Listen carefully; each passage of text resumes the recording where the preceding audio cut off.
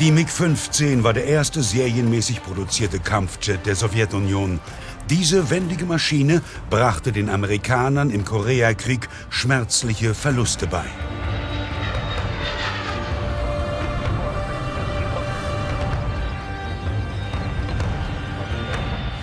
(1947) hatte die MiG-15 ihren Erstflug. Als leichtes Jagdflugzeug sollte sie gegnerische Bomber abfangen und unschädlich machen. Bei vollem Schub erreichte die MiG-15 nahezu Schallgeschwindigkeit. Schätzungsweise 18.000 Stück wurden produziert. Hradec Králové in Tschechien. Hier, 100 Kilometer von Prag entfernt, steht eine der wenigen noch flugtauglichen MiG-15 weltweit.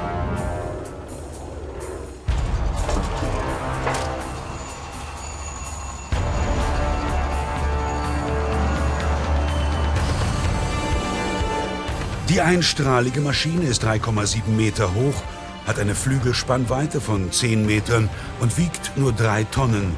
Ein extrem wendiges Flugzeug.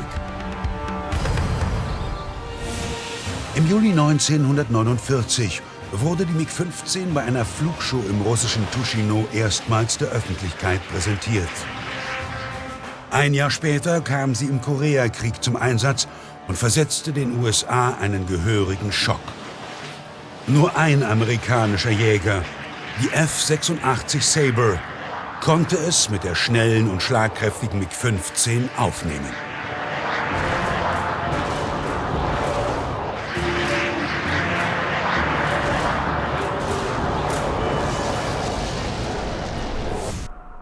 Mehr als ein halbes Jahrhundert später hat das Kraftpaket immer noch viele Fans. Die MiG-15 in Hradec Králové gehört Roman Svoboda und Josef Miratzki.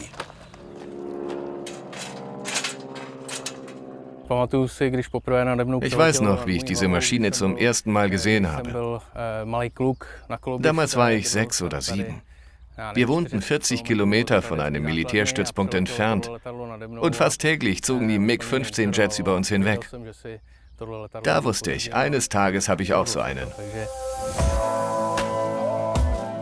Ein amerikanisches Museum hat den beiden das Flugzeug verkauft. Innerhalb eines Jahres haben sie es wieder flugfähig gemacht.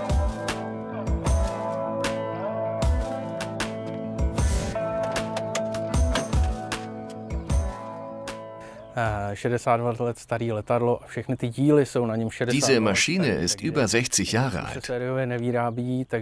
Das hat die ganze Sache natürlich ziemlich erschwert. Zum Glück hatten wir noch die alten Pläne. Viele Einzelteile haben gefehlt oder waren defekt. Die mussten wir nachbauen. Vor allem das Triebwerk war ziemlich hinüber, aber wir haben es geschafft und sie wieder flott gekriegt. Svoboda und Miratzki präsentieren ihren Jet auf Flugshows überall in Europa und bieten sogar Rundflüge an. Die sind allerdings nicht billig. 20 Minuten kosten 3.000 €. Dem Luftfahrtfan Grigori Alexatos aus Berlin ist es das wert. Man fliegt hier eine Geschichte, sozusagen, 55er Baujahr, das muss man mal gemacht haben im Leben. Muss einfach nur rocken. Bevor es losgeht, bekommt die Maschine neuen Treibstoff. Der Tank fast 900 Liter Kerosin. Roman Svoboda versorgt seinen Gast unterdessen mit allen wichtigen Infos. Als ehemaliger Kampf- und Testpilot hat er schon viele Jagdflugzeuge geflogen. Doch für ihn kann keines der MiG-15 das Wasser reichen.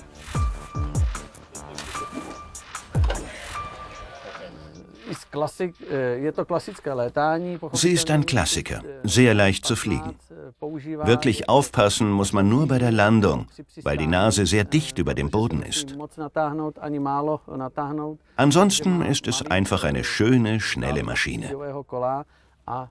Im Flug macht sie richtig Tempo.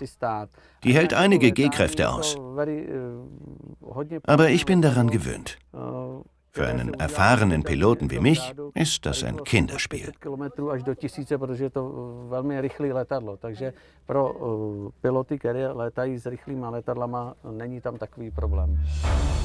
Das klingt beruhigend. Dennoch flattern Grigori Alexatos kurz vor dem Flug die Nerven. Jetzt bloß keinen Rückzieher machen. Aber man darf die Angst irgendwie nicht einem überrollen lassen oder sowas. Ne? Einfach die Angst nehmen und für 20 Minuten beiseite packen. Svoboda startet das Triebwerk. Eine Konstruktion von Rolls-Royce, die die Sowjets in Lizenz nachgebaut haben. Die Schubkraft ist verglichen mit anderen Triebwerken der Zeit fast doppelt so groß.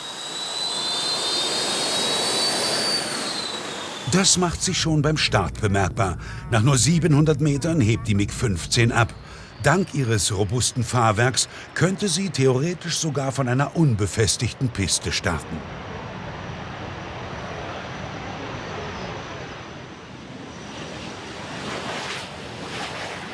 In der Luft muss Grigori Alexatos die Zähne zusammenbeißen. Roman Svoboda zeigt mit halsbrecherischen Manövern, was die MiG-15 alles kann. Dank der robusten Halbschalenbauweise hält sie Kräften von bis zu 8 G stand. Ein respektabler Wert. Moderne Kampfjets schaffen auch nur um die 10 G.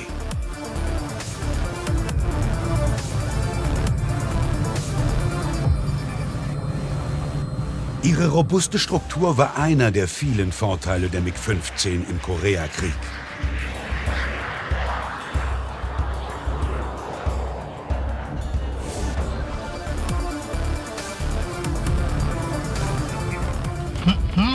Wie schnell fliegen wir? Bis 900 Kilometer pro Stunde. Sogar im Tiefflug schafft die MiG-15 Geschwindigkeiten nahe der Schallgrenze. Roman Svoboda macht es vor.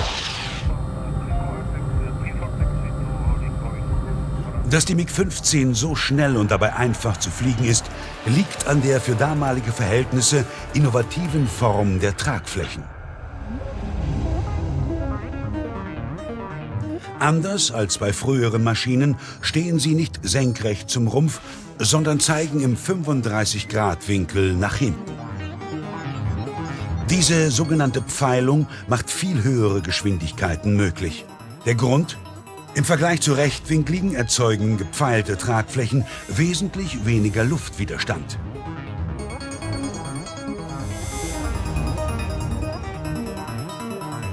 Zusätzlich zeigen die Flügel um etwa 2 Grad nach unten, was der Maschine mehr Beweglichkeit verleiht. Robust, wendig und schnell. Die MiG-15 war einer der gefährlichsten Kampfjets ihrer Zeit. 20 Minuten später setzt Roman Svoboda zum Landeanflug an. Um den Bremsweg so klein wie möglich zu halten, haben die Ingenieure der MiG-15 extra große Bremsklappen verpasst.